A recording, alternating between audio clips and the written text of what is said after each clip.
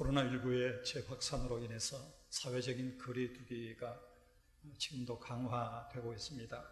그래서 우리 교우들이 전체가 다 함께 모이지 못하고 오늘도 각 가정에서 온라인으로 예배를 드려야만 되는 그런 상황입니다. 그렇지만 우리가 어디에 있든지 사모하는 마음과 통회하는 영으로 나아갈 때 그것이 바로 하나님께서 임재하시는 지성소가 될 줄로 믿습니다. 이제 우리가 그런 마음으로 다 함께 자리에서 일어나셔서 하나님 앞에 주일 예배를 드리겠습니다.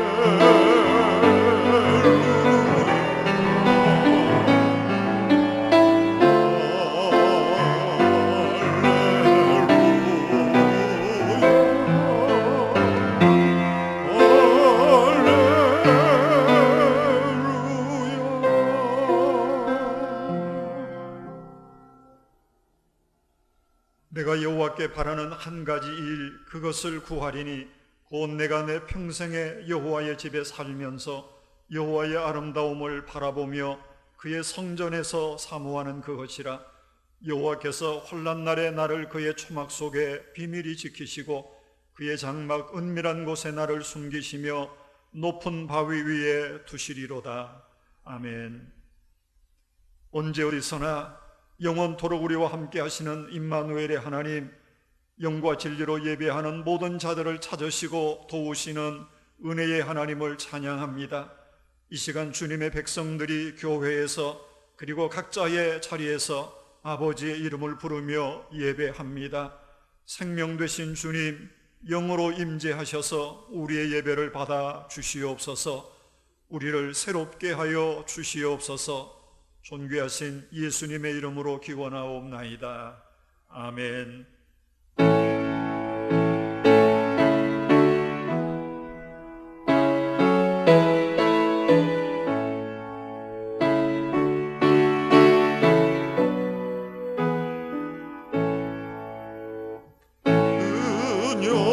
은영하오신 주 이곳에 오셔서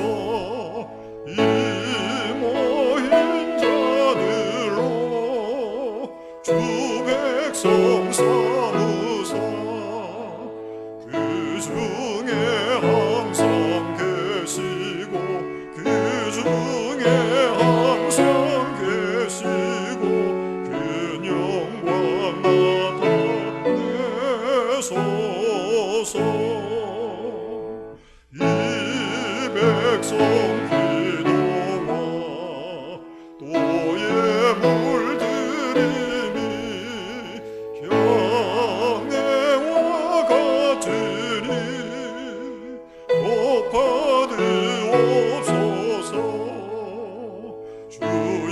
예수 크신 복음을 주 예수 크신 복음을 만 백성들께 하소서.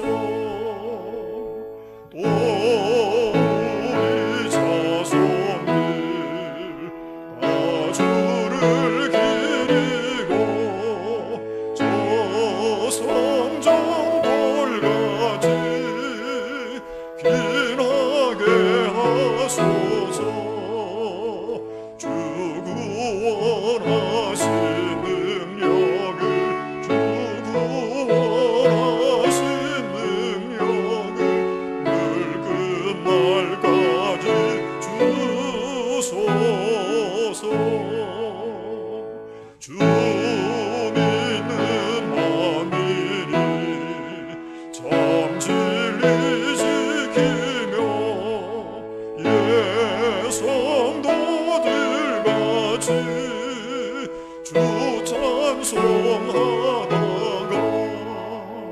저 천국 보좌 앞에서 저 천국 보좌 앞에서 늘 찬송하게 하소서.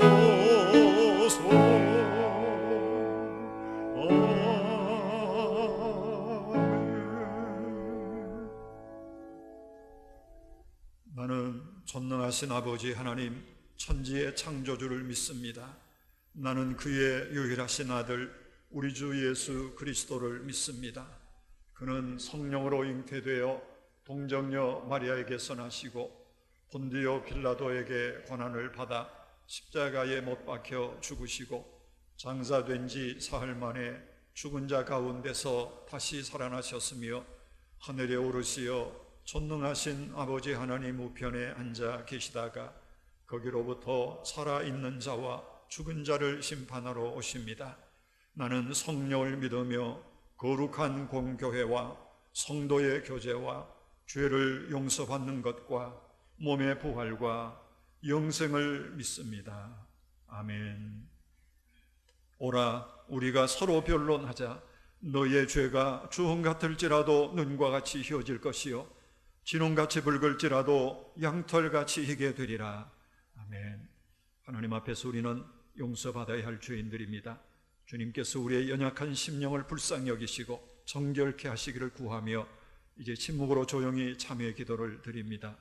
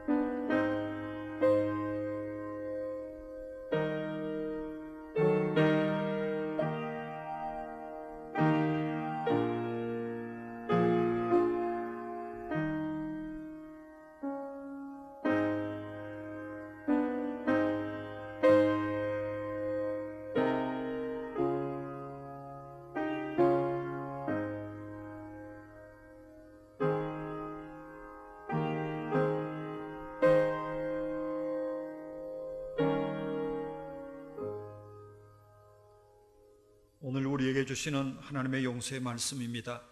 내가 넘치는 진노로 내 얼굴을 내게서 잠시 가렸으나 영원한 자비로 너를 긍휼히 여기리라.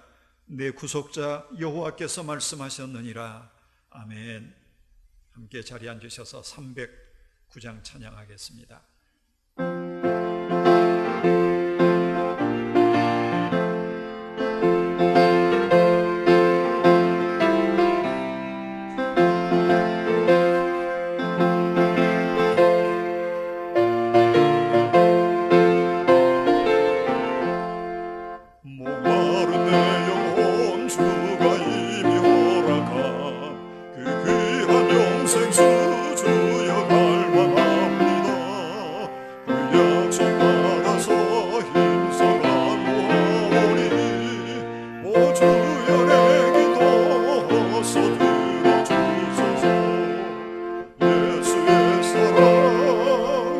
예수의 사랑 바다 물결같이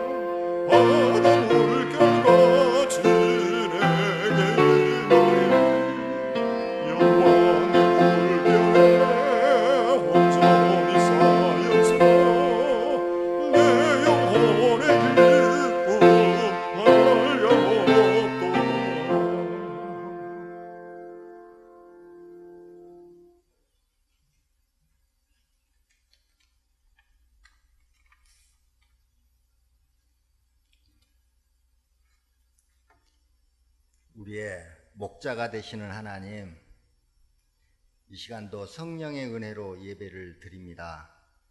사랑으로 함께하여 주시니 감사드립니다.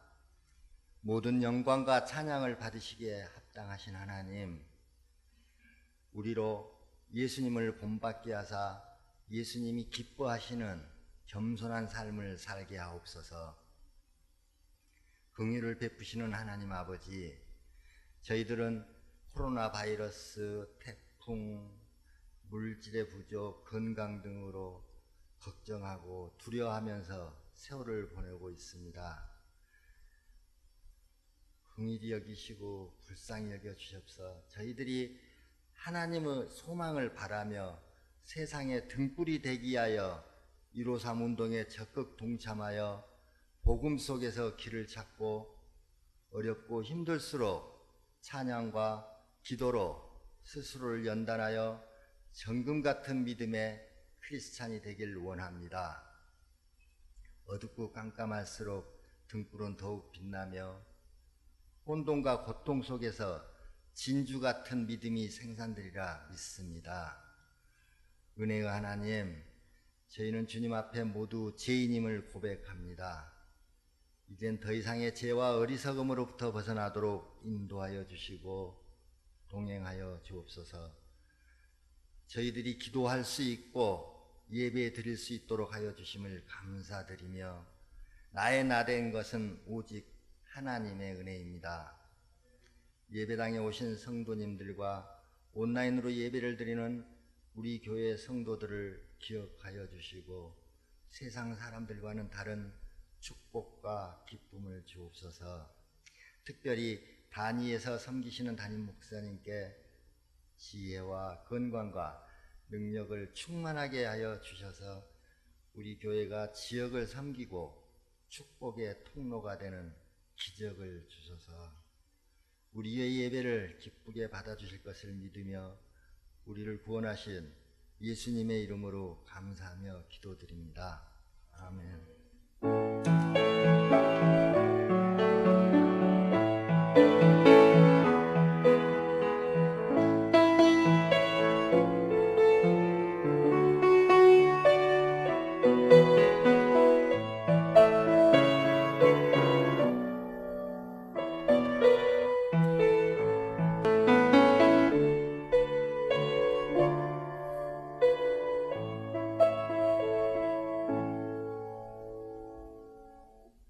함께 읽을 말씀은 사도행전 24장 1절부터 9절까지 말씀입니다.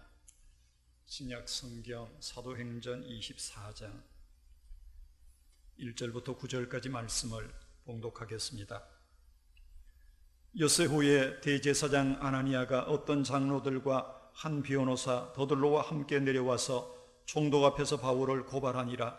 바울을 부르매 더들로가 고발하여 이르되, 벨릭스 각하여, 우리가 당신을 힘입어 태평을 누리고 또 이 민족이 당신의 선견으로 말미암아 여러 가지로 개선된 것을 우리가 어느 모양으로나 어느 곳에서나 크게 감사하나이다. 당신을 더 괴롭게 아니하려 하여 우리가 대강 여짜옵나니 관용하여 들으시기를 원하나이다. 우리가 보니 이 사람은 전염병 같은 자라 천하에 흩어진 유대인을 다 소요하게 하는 자요 나사렛 이단의 우두머리라. 그가 또 성전을 더럽게 하려 함으로 우리가 잡아 사오니 당신이 친히 그를 신문하시면 우리가 고발하는 이 모든 일을 아실 수 있나이다 하니 유대인들도 이에 참가하여 이 말이 옳다 주장하니라. 아멘.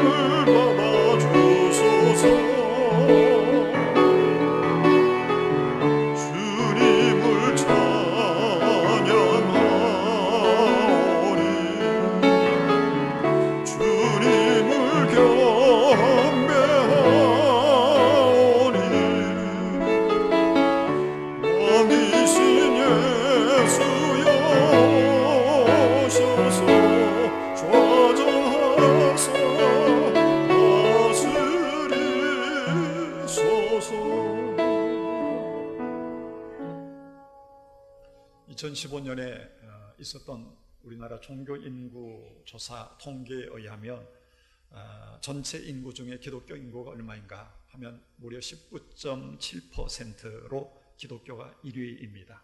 그리고 뒤를 이어서 불교가 15.5%, 그리고 천주교가 7.9%로 3위를 기록했습니다. 그런데 2015년보다 10년 전, 그러니까 2005년도의 통계를 보면 그때는 종교 인구 중에 불교가 1위입니다. 그리고 개신교가 2위, 그리고 세 번째는 바로 천주교였는데 10년 만에 이 순서가 불교와 기독교가 뒤바뀌어 있는 거죠. 어떤 면에서는 세상이 함부로 할 수 없는 막강한 힘을 기독교가 혹은 교회가 가지고 있다, 이렇게 볼 수도 있습니다. 그런데 기독교가 처음부터 그랬던 것은 아닙니다. 기독교가 처음 생겼을 때 오히려 그 기독교는 아무 힘이 없는 종교, 그야말로 별 볼 일 없는 종교에 불과했습니다. 초대교회, 우리가 성경을 보면 그 초대교회 당시 기독교는 그야말로 극소수의 약자의 종교였습니다. 그리고 그 당시 주요인 유대 교인들로부터는 소위 이단으로 취급받았던 종교가 바로 기독교, 개신교였던 것입니다. 나사렛 출신의 예수라는 사람이 바로 하나님의 아들이다, 나사렛 출신의 예수라는 그 청년이 메시아다 라고 하니까 유대교의 입장에서 볼 때는 세상에 이런 이단이 있을 수가 없는 거지요. 오늘날로 치면 거의 신천지 취급을 받았던 것, 이게 2000년 전의 기독교의 형편이었습니다. 그래서 기독교는 처음부터 태동될 때 유대교나 그 당시 일반 사람들로부터 경멸과 오해를 받았던 종교에 불과했다고 하는 것입니다. 이런 현상들은 초대교회 당시 그리스도인들을 지칭하는 호칭에서도 잘 나타납니다.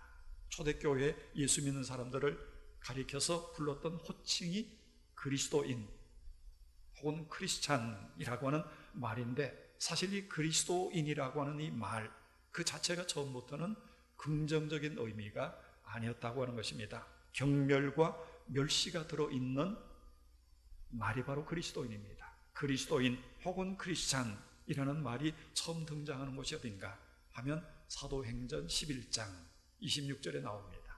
우리 같이 한번 읽어볼까요? 만남에 안디옥에 데리고 와서 둘이 교회에 1년간 모여있어 큰 무리를 가르쳤고 제자들이 안디옥에서 비로소 그리스도인이라 일컬음을 받게 되었더라. 우리가 사도행전을 읽어보면 이야기의 배경을 알게 되죠. 사도행전 8장에 보면 예루살렘에 큰 박해가 일어나고 사도들을 제외한 모든 그리스도인들이 예루살렘을 떠나서 사방으로 흩어집니다.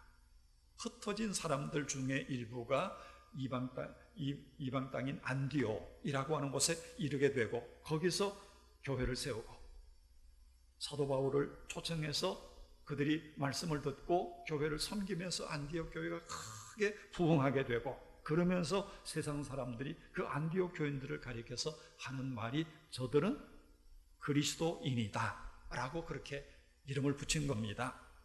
믿지 않는 사람들이 안디옥 교회를 보고 최초로 불렀던 호칭이 바로 그리스도인이라고 하는 이 말인데 헬라어로는 크리스티아노스라고 하는 말입니다. 영어로는 크리스찬이라고 하는 그런 단어이지요. 크리스티아노스, 그리스도인, 이 말은 그리스도의 추종자, 그리스도만 아는 사람 그런 뜻입니다. 우리말로는 쉽게 얘기하면 예수쟁이라고 하는 그런 용어입니다. 우리나라에서는 교회 다니는 사람들을 조금은 부정적인 의미로 약간은 조롱하듯이 하는 그런 의미를 담아서 부르는 말이 예수쟁이라고 하는 그런 말 아닙니까? 그들을 높이고 존경하고 흠모하는 그런 의미로 예수쟁이라고 말하지는 않습니다. 이것처럼 그리스도인이라고 하는 이 말도 처음에는 긍정적인 면보다는 조롱하는 그런 의미가 다분히 들어있는 용어였다고 하는 것입니다. 이런 그리스도인이라고 하는 이 말이 안디옥 교회에서 처음으로 불려지게 되었다 하는 것입니다. 그런데 이 그리스도인들을 조롱하고 멸시하는 또 하나의 말이 오늘 우리가 읽은 이 본문 말씀에 나옵니다. 본문 5절 말씀을 한번 보실까요? 같이 읽어봅니다. 우리가 보니 이 사람은 전염병 같은 자라 천하에 흩어진 유대인들을 다 소요하게 하는 자요 나사렛 이단의 우두머리라. 아주 섬뜩한 말이 나오죠. 전염병 같은 자. 그리고 그 뒤에는 이단이라는 그 말도 나옵니다. 당시 사람들이 예수 믿는 사람들, 그리스도인들을 어떻게 보고 어떻게 인정하고 평가했는지를 우리가 여기서 단적으로 알게 되죠. 바로 전염병 같은 자로 그렇게 세상 사람들은 그리스도인들을 이해했다고 하는 것입니다.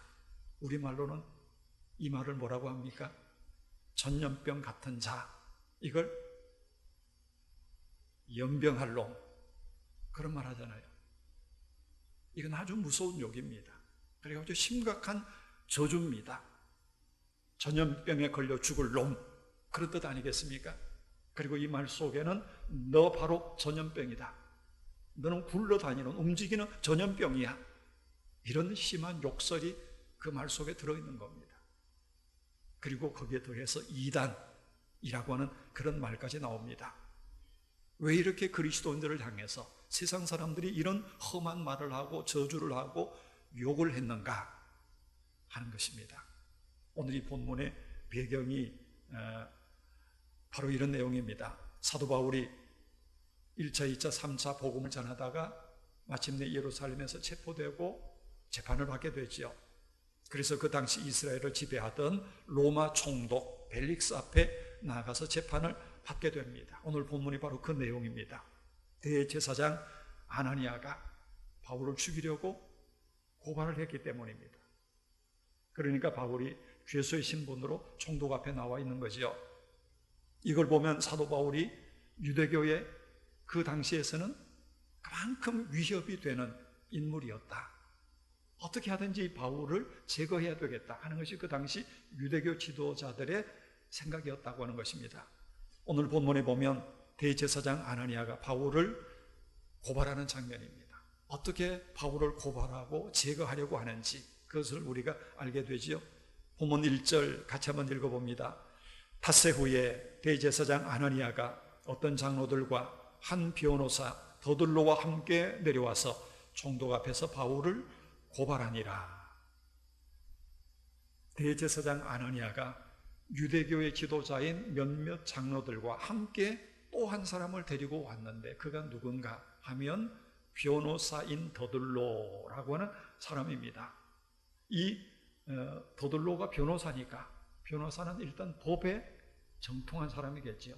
유대법이나 로마법 그리고 세상법이나 종교법을 망라해서 그야말로 법에 있어서는 해박한 지식을 가진 전문가가 바로 이 더들로라고 하는 변호사인데, 이 전문가인 더들로를 데려왔다고 하는 것은 어떻게 하든지 벨릭스 총독 앞에서 바울로 하여금 유죄 판결을 받아내게 해야 되겠다라고 하는 결심이 확고했기 때문입니다. 그리고 변호사인 더들로로서는 어떻게 하든지 이 벨릭스 총독을 설득해서 사도 바울에게 유죄 판결을 내리도록 그 판결을 끌어내야 될 책임이 있는 거지요.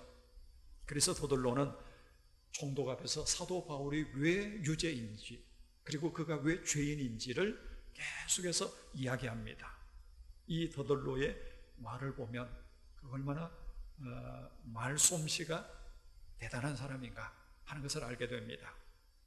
먼저는 이 더들로가 사도 바울의 죄를 언급하기 전에 먼저 총독인 벨릭스를 입에 침이 마르도록 칭찬하고 있다는 겁니다. 본문 3절 같이 한번 읽어봅니다. 벨릭스 각하여 우리가 당신을 힘입어 태평을 누리고 또 이 민족이 당신의 선견으로 말미암아 여러 가지로 개선된 것을 우리가 어느 모양으로나 어느 곳에서나 크게 감사하나이다. 벨릭스에 대한 칭찬이죠. 쉽게 말하면 벨릭스 각하께서 우리를 잘 다스려 주셔서 이렇게 태평을 누리고 우리의 삶이 예전보다 크게 좋아졌습니다. 이거 정말 감사합니다. 그러면서 아부하는 얘기입니다. 입에 침이 마르도록 벨릭스 총독을 높이는 거지요. 그렇게 아부해서 일단은 벨릭스 총독의 환심을 사려고 하는 겁니다.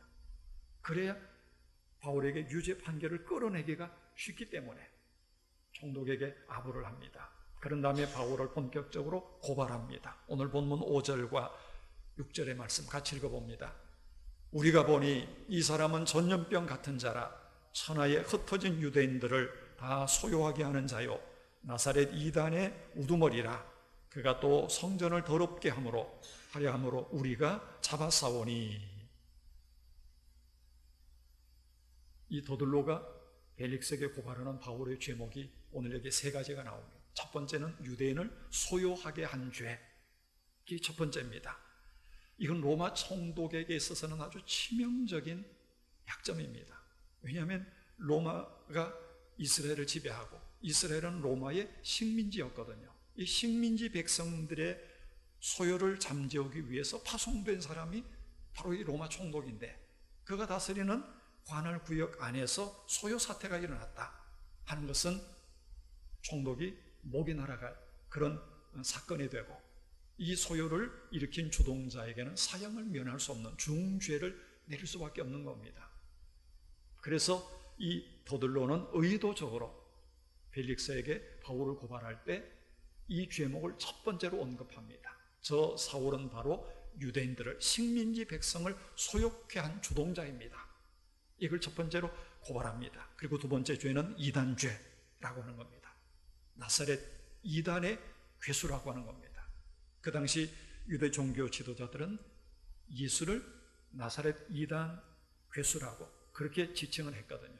바로 그 예수를 따르는 이단의 두목, 그가 바로 바울이라는 겁니다.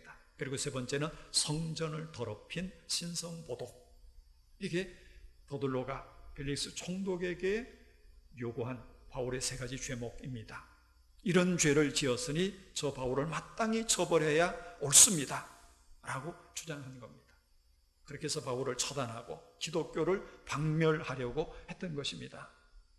그런데 오늘 우리가 주목하려고 하는 것은 이 더들로가 총독에게 고발한 바울의 죄목이 아닙니다. 그건 바로 그가 바울을 향해서 지칭했던 한 가지 표현, 바로 그겁니다. 그게 뭐지요? 오늘 5절에 나오는 것처럼 이 사람은 전염병 같은 자라 하는 바로 이 말입니다. 전염병 같은 자. 예전 성경에는 연병에 걸린 자 이렇게 표현이 되어 있습니다. 연병에 걸린 자 혹은 전염병 같은 자라고 하는 이 표현, 왜 더둘로가 바울을 가리켜서 전염병 같은 자라고 그렇게 불렀을까요? 바로 이 무서운 전염병의 무서운 전파력 때문입니다. 전염병의 특징이 뭡니까? 지금 우리가 다 이 코로나19라고 하는 무시무시한 전염병 시대를 살아가고 있는데 이 전염병의 특징이 있습니다. 첫 번째는 나 자신의 의사와는 전혀 상관없이 병이 퍼져나간다고 하는 것 때문에 전염병이 무서운 겁니다. 그리고 두 번째는 상대방의 의사와 관계없이 불가항력적으로 이 병은 퍼져나갑니다. 그리고 세 번째는 전염병에 걸리는 순간에 그것을 퍼뜨린 사람과 똑같은 병에 걸리게 됩니다. 이게 지금 우리가 눈으로 보고 있는 코로나19라고 하는 전염병 아닙니까? 더둘로가 사도 바울을 향해서 전염병 같은 자라고 말합니다. 다시 말하면 그가 가는 곳곳마다 그의 의지와 상관없이 복음이 전파됩니다. 또한 상대방의 의사와 상관없이 바울을 만나는 사람들마다 변화가 됩니다. 그 당시 유대 종교 지도자들이 나사렛 이단의 괴수라고 일컫는 그 예수님을 믿게 되는 역사가 일어났다고 하는 겁니다. 바울이 가는 곳곳마다. 그러니 이게 얼마나 무서운 일입니까? 얼마나 놀라운 영향력입니까? 이건 불가항력적입니다. 누구도 막을 수가 없다고 하는 것입니다. 그가 입을 열면 전파되는 것이 믿음입니다. 그가 가는 곳곳마다, 그리고 그가 살아가는 모든 삶이 바로 복음을 드러내는 그런 삶이었던 겁니다. 그래서 유대 종교 지도자들이 사도 바울을 그렇게 두려워했던 겁니다. 바울이 무슨 힘을 가져서가 아닙니다. 대단한 권력을 누려서가 아닙니다. 그가 가는 곳에 코로나 바이러스처럼 예수의 복음이 전파되는 그런 역사가 일어나기 때문에 바울을 두려워했고 바울을 제거하려고 했고 그 바울을 가리켜서 바로 전염병 같은 자라고 불렀던 것입니다. 여러분, 이 전염병 같은 자라는 말이 비단 사도 바울 한 사람에게만 국한된 그런 말이어야 되겠습니까? 바울뿐만이 아니라 오늘 예수 그리스도를 믿는 우리 모든 성도들이 세상 사람들로부터 예수쟁이이자 전염병 같은 자들로 그렇게 부름을 받을 수 있어야 할 것입니다. 전염병 같은 예수쟁이 한 사람만 있으면 그 사람의 가족 모두가, 그 사람의 가문 전체가 다 전도돼야 하고, 그 한 사람의 예수쟁이 때문에 그 사람의 직장과 이웃과 주변이 다 전도되고 변화되고 뒤집어지는 역사가 일어나야 할 것입니다. 이게 바로 거룩한 전염병이지요. 이게 전염병 같은 자의 모습일 것입니다. 이렇게 본다면 이 전염병 같은 자라고 하는 이 말은 결코 욕하는 말이나 경멸하는 언어가 아니라 오히려 예수 믿는 우리를 칭찬하고 세상이 우리를 인정하는 그런 말일 것입니다. 사실 더둘로 변호사나 대제사장 아나니아도 바울을 경멸하려고 이 말을 썼지만 실제로는 이들이 사도 바울을 얼마나 두려워했는가 하는 것이 이 말 속에 묻어 있는 거지요. 저 한 사람 때문에, 저 사도 바울 한 인간 때문에 온 세상이 다 전염될 수 있다. 이걸 그들이 두려워했더라고 하는 겁니다. 그러니 역설적이게도 전염병 같은 자라고 하는 이 말은 경멸하거나 멸시하는 언어가 아닌 오히려 바울의 능력을 인정해주는 그런 말이 되고 만 거지요. 오늘도 마찬가지입니다. 저 사람 완전 예수쟁이야, 예수밖에 몰라 하는 이 말과 저 사람 교회는 다니지만 예수쟁이 같지 않아 라는 이 말과, 여러분 어느 말이 우리를 인정해주는 말일까요?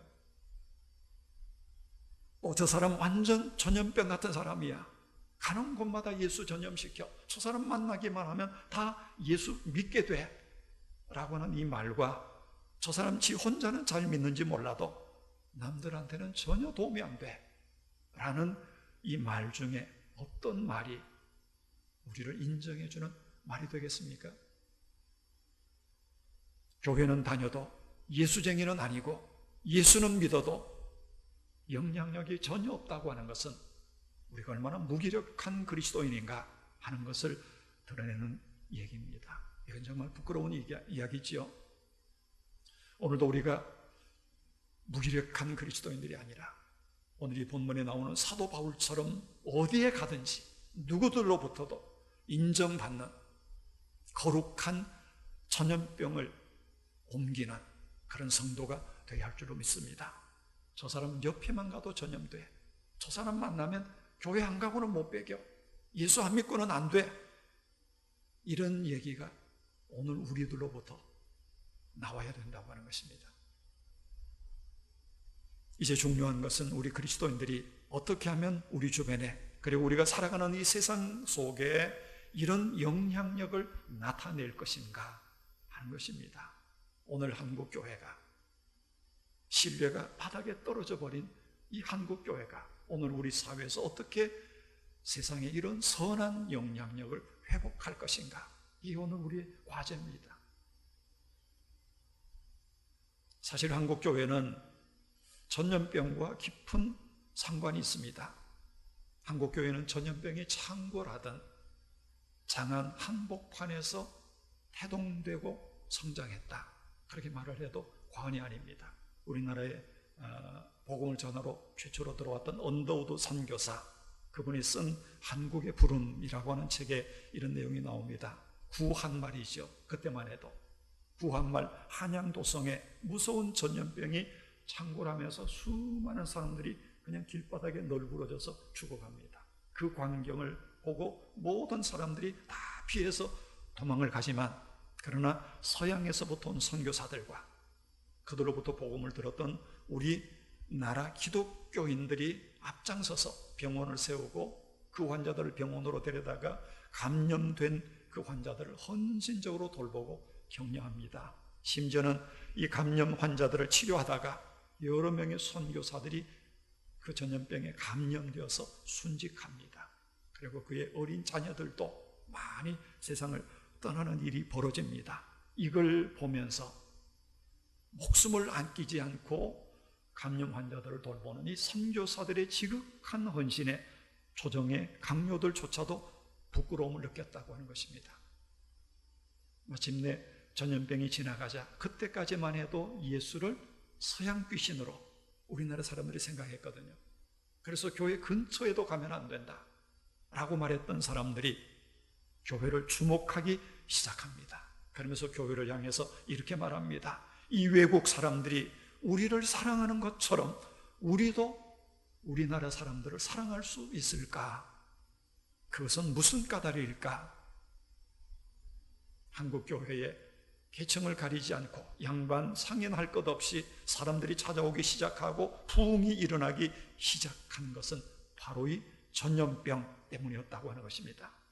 그러니까 한국 교회는 전염병과 함께 본격적으로 시작이 된 것입니다. 이걸 보면 우리나라 초기 교회, 한국의 초기 기독교회는 전염병과 같은 선한 영향력을 가진 그런 교회였습니다. 모두가 죽음의 두려움 때문에 피하던 전염병에 걸린 사람들을 그들의 목숨 아끼지 않고 돌보고 치료하면서 세운 그런 교회, 그래서 부흥한 교회가 바로 한국교회라고 하는 것입니다. 여러분, 이런 전염병 같은 선한 영향력, 이게 어디서부터 온 것일까요? 그건 바로 예수 그리스도로부터 온 것입니다. 예수님을 믿고 예수님을 따르던 그 성도들의 생명을 존중하고 다른 사람들을 사랑하고 그리고 예수님의 십자가를 닮아서 자기를 희생하려고 하는 성도들의 그 희생으로부터 나온 것입니다. 이런 것이 없이는 교회는 전염병과 같은 선한 영향력을 절대로 세상에 나타낼 수 없습니다. 그리고 세상 사람들에게 저 사람들 예수쟁이는 우리와는 달라 라고 인정받을 수도 없고 세상을 향해서 전도의 문도 열려질 수가 없다고 하는 것입니다. 이런 관점에서 오늘 우리 한국교회를 우리가 바라봐야 될 줄 압니다. 지금 우리 한국교회 모습이 어떻습니까? 세상 사람들에게 보여지는 우리 한국교회 모습, 특정 목회자 혹은 특정 몇몇 교회 이름이 계속해서 매스컴에 오르내립니다. 그 교회들로부터 확진자가 계속해서 나옵니다. 정말 안타까운 얘기입니다. 바로 이것 때문에 교회가 코로나 바이러스의 온상인 것처럼 그렇게 비춰집니다. 심지어 이런 일도 있습니다. 얼마 전까지는 신천지가 코로나 확진이 온상이었죠. 그래서 어느 가게에서는 신천지는 출입을 금합니다 라고 그렇게 팻말을 써서 걸어놨는데, 이제는 교회를 통해서 바이러스 확진자가 나오면서 그 팻말을 고쳐 달았다고 합니다. 교회 다니는 사람은 당분간 안 받습니다. 장사하는 사람이 가게 그렇게 붙이고 있다는 것입니다. 서울의 대형 교회를 목회하는 우리 교단의 어느 목사님이 경험한 얘기라고 합니다. 주일 예배와 사역을 다 마치고 귀가하면서 이제 아파트에 가려고 엘리베이터를 탔는데 문이 막 닫히려고 하는 순간에 한 모녀가 헐레벌떡 뛰어오더니 닫히려고 하는 그 엘리베이터 문을 다시 열린 버튼을 누르더라는 겁니다. 그런데 안에 들어와 있는 그 목사님을 보더니 그 엄마가 아이를 보고 우리 타지 말자 라고 아이를 도로 끌어내더라고 하는 겁니다. 이유는 목사님들이 입는 그 성의가 있죠. 로만 칼라 셔츠를 입은 그 모습을 보고 저분은 목사이구나 라고 생각하고 목사나 혹은 교회 다니는 사람과는 같이 엘리베이터를 타서는 안 되는구나 이렇게 판단하고 딸로 하여금 엘리베이터를 타지 못하도록 그렇게 끌어내더라고 하는 겁니다. 이런 황당한 일을 당하고 얼마나 마음에 원통함이 있었는지 그분이 글로 자기의 사정을 얘기한 적이 있습니다. 오늘날 세상이 이렇다는 겁니다. 목사가 세상 사람들에게 기피 대상이 되고 기독교인들이 세상 사람들에게 혐오 대상이 된 이런 시대가 되고 말았습니다. 어떻게 우리 기독교가 이렇게까지 추락하고 말았는가 하는 것입니다. 우리가 어떤 특정한 목회자나 특정한 교회를 비난해서는 아니 되겠지요. 또 그들이 지향하는 정치적 성향이나 주장을 문제 삼고 옳다 그러다 따지는 것도 사실은 바람직하지 않습니다. 그런데 중요한 것은 다른 사람들은 몰라도 적어도 우리 그리스도인들만큼은 교회만큼은 반드시 생명을 존중하고 다른 사람을 사랑하고 나를 희생하려고 하는 이 전제하에서만 우리의 주장이 설득력을 가지고 사람들로부터 인정을 받을 수가 있다고 하는 것입니다. 이런 생명 존중이나 사랑이나 희생 없이 내 주장만 아무리 외친들 기독교는 그러면 그럴수록 세상의 비난과 혐오의 대상이 될 뿐입니다. 대한민국 종교 인구 중에 개신교가 1위라고 했지요. 불교가 2위, 천주교가 3위입니다. 그런데 각 종교에 대한 신뢰도를 보면 이게 완전히 역전이 되어 있습니다. 천주교에 대한 선호도가 1위, 불교는 2위, 그리고 개신교는 맨 꼴찌 3위입니다. 지금은 개신교가 꼴찌 정도가 아니라 아예 세상으로부터 민폐 집단 취급을 받는 그런 자리까지 와 있다고 하는 것입니다. 왜 이렇게 됐을까? 이걸 생각해 보면 우리 개신교가 다 저마다 자기 주장만 내세울 뿐이지 세상을 감동시키고 세상 사람들에게 감화를 주지 못하고 선한 영향력을 끼치지 못했기 때문에 오늘 우리가 받게 되는 그런 비난이라고 보여집니다. 여러분, 우리는 사람을 살리는 사명을 받았습니다. 생명을 구원하는 것, 교회의 본질적인 사명입니다. 사람을 살리고 생명을 구원하려면 목소리만 높여서는 아니 될 것입니다. 우리 주장만 옳다고 외칠 것이 아니라 예수님을 닮은 헌신적인 사랑과 희생이 전제돼야 합니다. 그럴 때 우리가 거룩한 전염병을 세상에 일으킬 수가 있고 그럴 때 세상을 향한 전도의 문도 활짝 열려지게 될 줄로 믿습니다. 이제라도 우리 기독교인들이 그리고 우리 한국교회가 세상으로부터 다시 신뢰를 회복하고 오늘 여기 본문에 나오는 것처럼 전염병 같은 자들로 그런 거룩한 영향력을 끼치는 그런 교회로 새로워질 수 있기를 우리가 사모하고 기도하고 힘써 노력해야 될 줄로 믿습니다. 함께 기도하겠습니다. 우리가 함께 기도할 때 주님, 우리의 삶이 전염병에 걸린 자처럼 그리스도의 사랑과 복음을 퍼뜨리게 하여 주옵소서. 한국교회가 전염병처럼 복음의 선한 영향력을 나타내게 하여 주시옵소서. 함께 기도하겠습니다.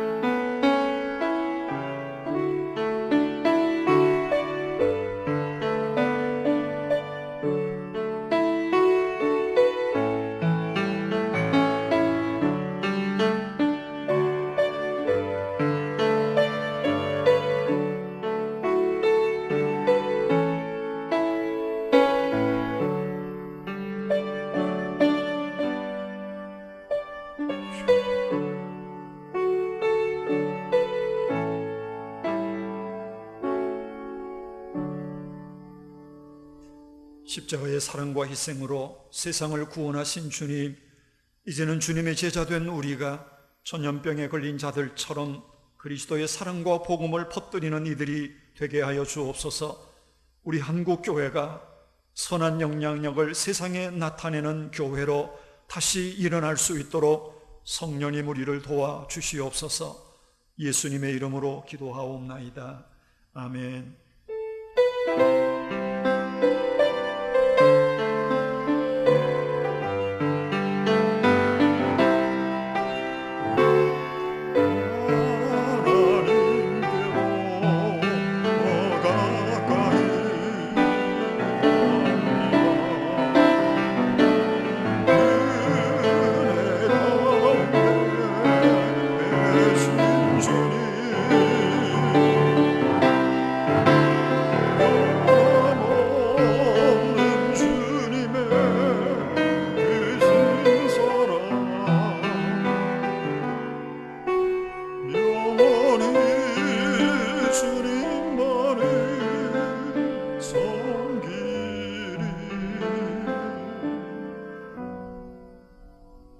준비하신 예물을 우리 하나님께 봉헌하겠습니다.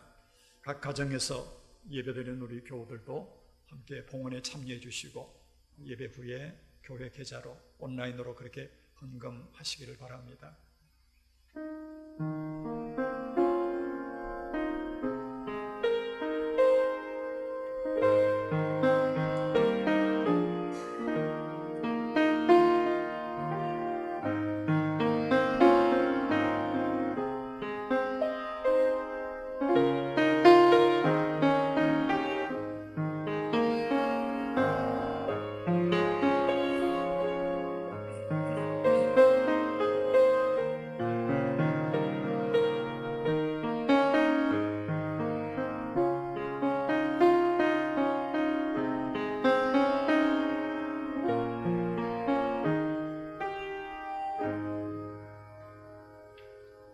다 같이 자리에서 일어나서 봉헌 찬송하겠습니다.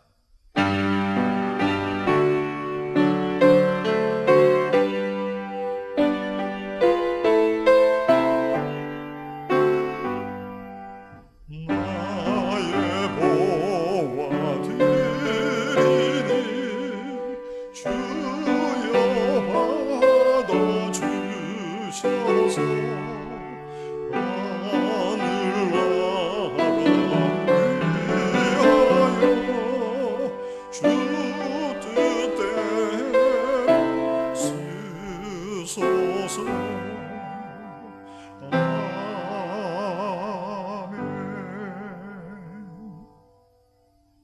하나님 아버지, 코로나19의 상황이 길어지고 호전되기보다는 확산되고 있습니다.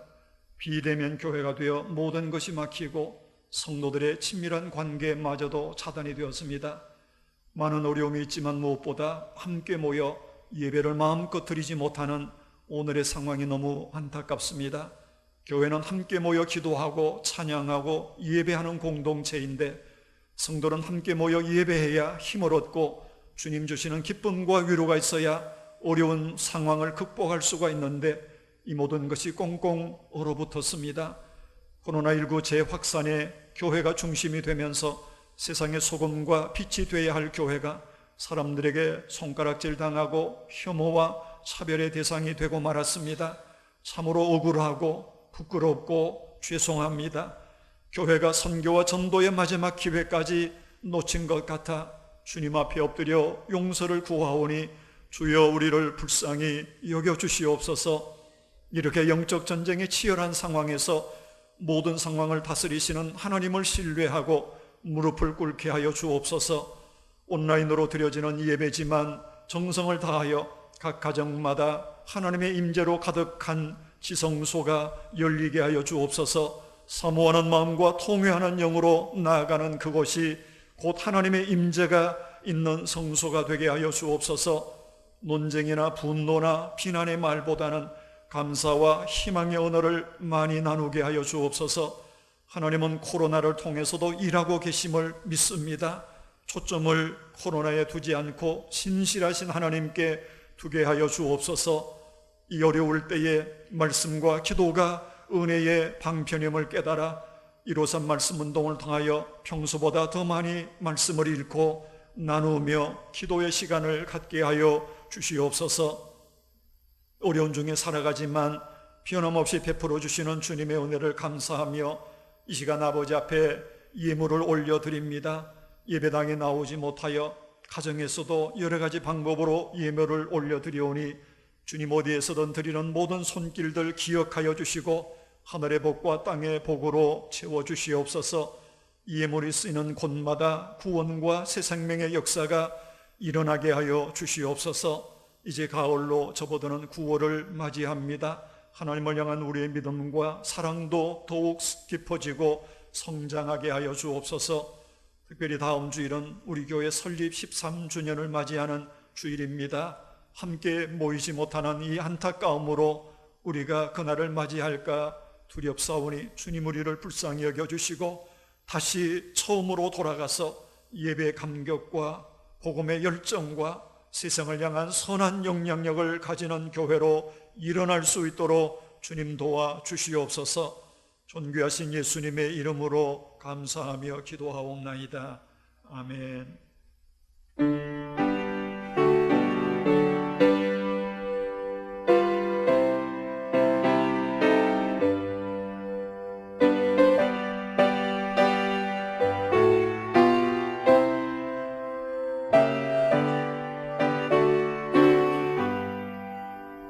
온 세상 위하여 나 복음 전하리. 만 백성 모두 나와서 주 말씀 들으라.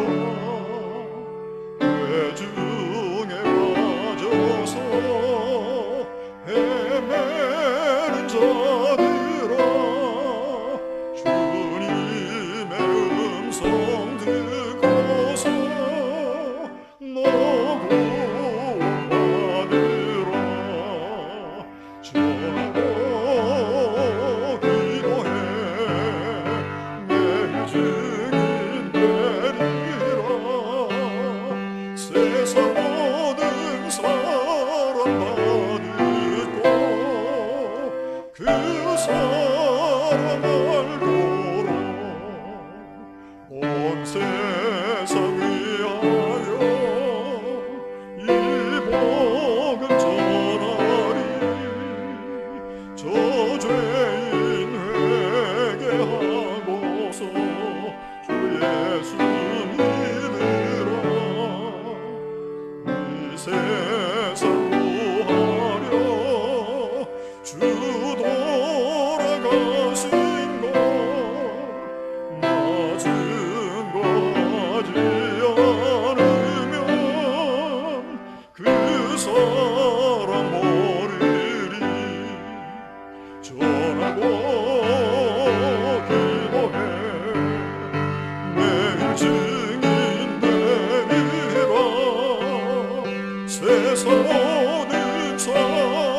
받으고 그 사랑 알고로 온 세상 위하여 주 은혜 임하리 주 예수 이름 힘입어 이 복음 전하자 먼 곳에 나가서 전하지 못해도 나오는 곳에 있든지 늘 기도 힘쓰리 전하고 기도해 매일 증인 되리라 세상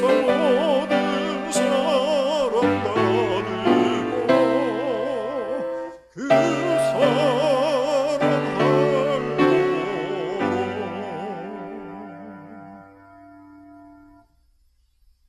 예수 그리스도의 은혜와 하나님 아버지의 무한하신 사랑과 성령님의 감화 감동 교통하시는 은총이 우리를 사랑하시고 구원하여 주시며 세상을 향한 거룩한 전염병을 퍼뜨리며 살아가기를 원하시는 우리 모든 성도들과 주님의 교회 가운데 이제로부터 영원까지 함께 계시기를 축원하옵나이다.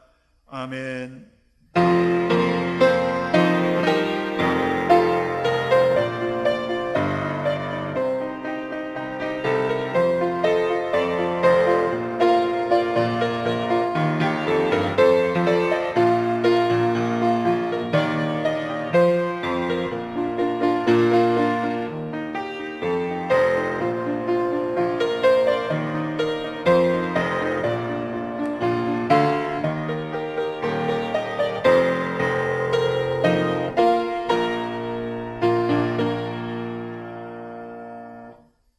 앉으시겠습니다. 교회 소식을 먼저 알려드리겠습니다.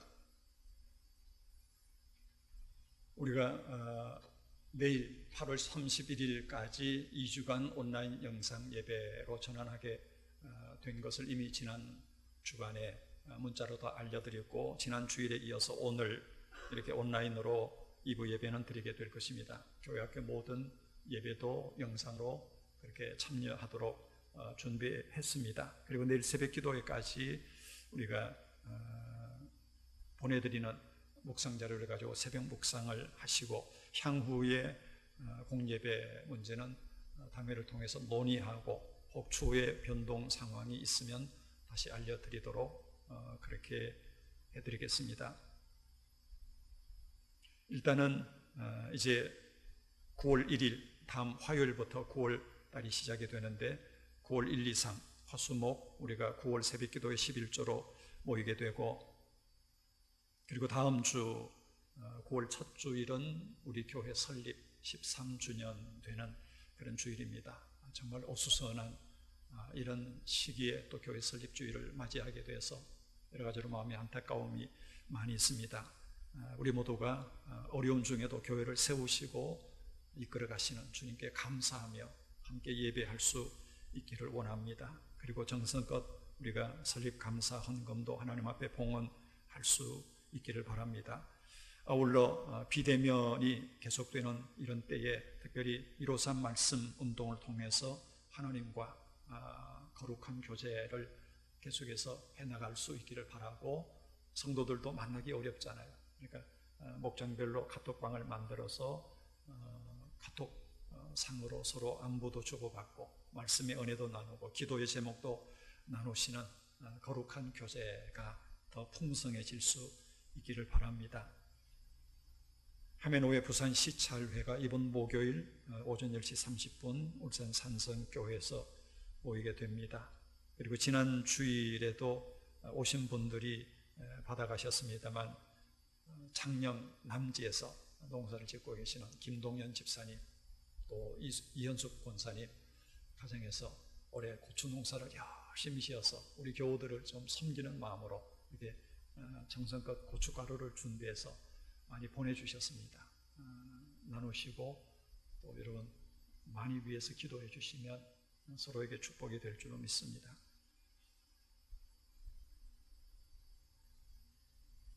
그리고 오늘 예배에 이어서 임시재직회를 잠시 가지려고 합니다. 오늘 임시재직회의 결의 내용은 우리 김창대 전도사님, 우리 교회에서 그동안 오래 사역을 하고 이번에 이제 목사고시를 치르고 목사고시에 합격을 했습니다. 그래서 이번 가을 노회 끝나고 목사 안수식을 따로 하게 되는데 그때 안수를 받게 됩니다. 그러기 위해서는 우리 교회가 목사 안수 청원 그리고 또 부목사 청빙 청원 이걸 서류를 갖춰서 해야 됩니다. 그 서류 가운데 하나가 재직회 결의사항이 필요하거든요. 그래서 잠시 임시재직회로 이 문제를 결의하고 오늘 전체 예배를 마치도록 하겠습니다.